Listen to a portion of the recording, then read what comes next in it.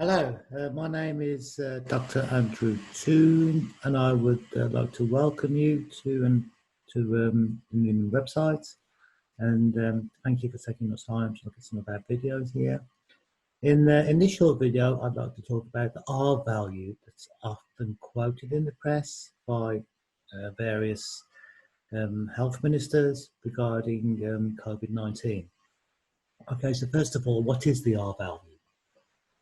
If you go to the government website at www.gov.uk, you will find out what the R value is, okay? So the R value is the reproduction number and is the average number of secondary infection produced by one infected person.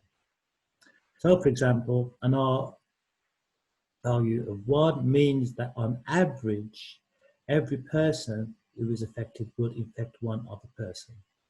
An R value of 2 will mean that on average, an infected person will infect 2 other people, and so on and so forth. Okay? So what I'd like to do in this short video is explain in detail some technicalities regarding where this R value comes from in the context of mathematical models of modeling the spread of a disease. Okay? And the basic model that we will consider is the so-called SIR model.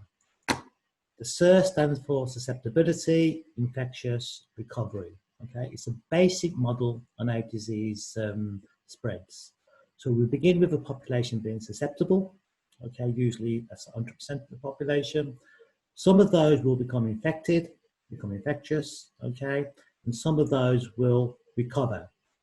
Sadly, some of those that recover will also die, okay, which are clustered together in one box here. So this is a very basic model on how to describe the spread of disease in a society, okay. It's a basic model. For example, we have not included vaccines, okay. We have not included any delay in the transmission of a given disease once a person is infected. And any person in society, we're assuming, will be in one of these 3 boxes. They will either be susceptible, they will be either infected, or they would be recovered or die. Okay, let me say again, those that are recovered and those that die are collected into one box here. Okay, and as described in the introduction, this talk is aimed at people who know a little bit about differentiation. And this flow of people, once a disease is spread, can be expressed in terms of these 3 simple differential equations. The rate of change of those susceptible is some constant times IS, where I is infected, S is those that are susceptible. And this kind of makes sense. You know, the larger the number of infected people, the larger number of susceptible people, the greater the change in the number of susceptible people becoming infected. And notice that S always decreases, hence the negative sign. So if we start off with 100% of the population can decrease.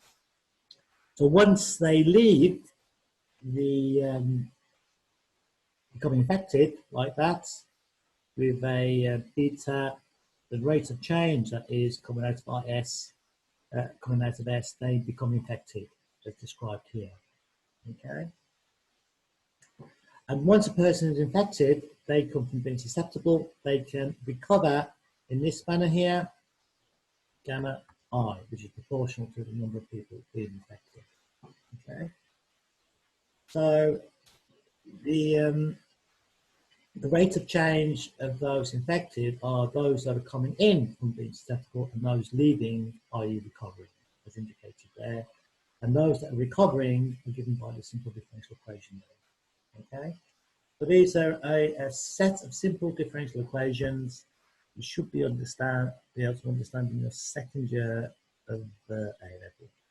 Okay? As I say, this is a very, very simple model of the spread of a given disease, called the SIR model, and we assume that each person in society can fit into one of those 3 boxes. And an important constraint we should mention is that the total S plus the number of the susceptible people plus the number of infected people plus the number of people recovered will equal n, which of course equals the total population, the sum of the total population. Okay. So this is a very basic model, mathematical model of the way a disease spreads in society. As indicated earlier on, it's ignoring lots of things like vaccines, like the delay in onset of a given disease. It's ignoring the fact that the disease can happen in different packets in society and so on and so forth. But this is always your starting point when describing the spread of a disease in society, and you can add more boxes for the simple model to make it more and more realistic.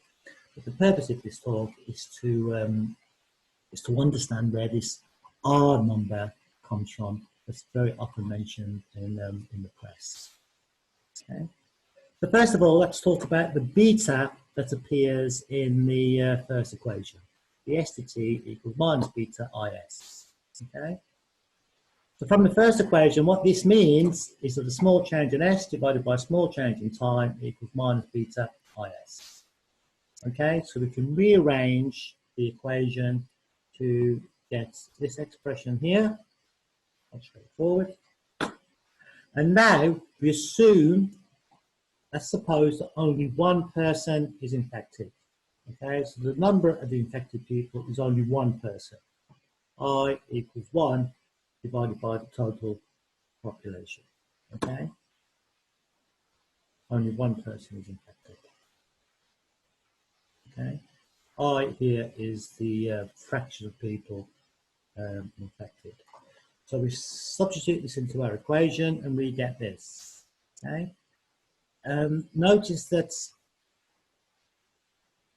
the change in S is always negative because the number of susceptible people is always decreasing. So a negative and a negative is a positive, and the change in S divided by the total number of people in S is simply the percentage change of the susceptible number of people. So therefore, we can see that beta times delta T equals the number of contacts of one person.